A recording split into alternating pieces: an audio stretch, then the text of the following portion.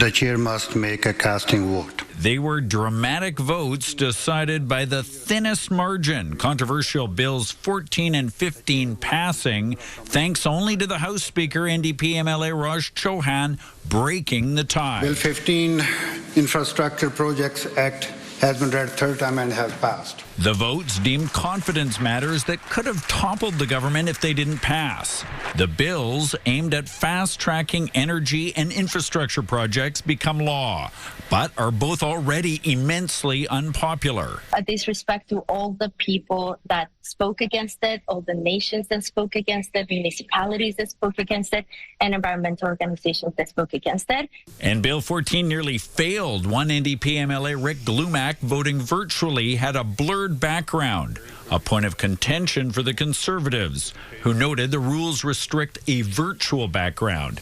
The House Speaker ruling the mistake wasn't fatal to the outcome, a decision that triggered outrage by the Conservatives, who stormed out in protest. And he has seriously shaken our confidence in his ability to carry on with that job. The NDP say the Speaker did his job correctly, and the controversial bills will be good laws. But we made it clear that we want to get things done in this province. The public expects us to be doing that. 15, undemocratic. Bill 15, betrayal. But protesters launched a sit-in at Energy Minister Adrian Dix's Vancouver office. It feels like a betrayal. Bill 15 passing feels like a betrayal.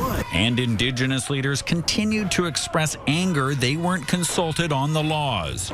Former NDP cabinet minister and the first female First Nation MLA, Melanie Mark, calls it a step back in reconciliation. We're going to build things by working together, not ramming through projects and bypassing Indigenous consent. First Nations have said legal action and protests are likely.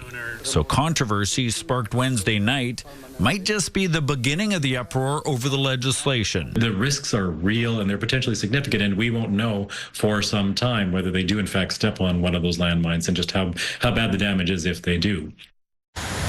Rob Buffum joins us live from Victoria. Rob, what more did the Conservatives say about their anger over last night's decision by the House Speaker?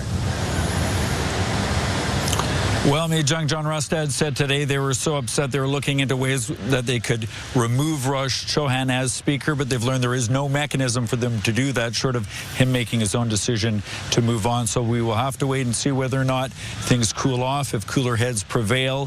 Summer break here begins as of tomorrow. We've seen MLAs leaving the building now in the last few minutes, and they're not back till October.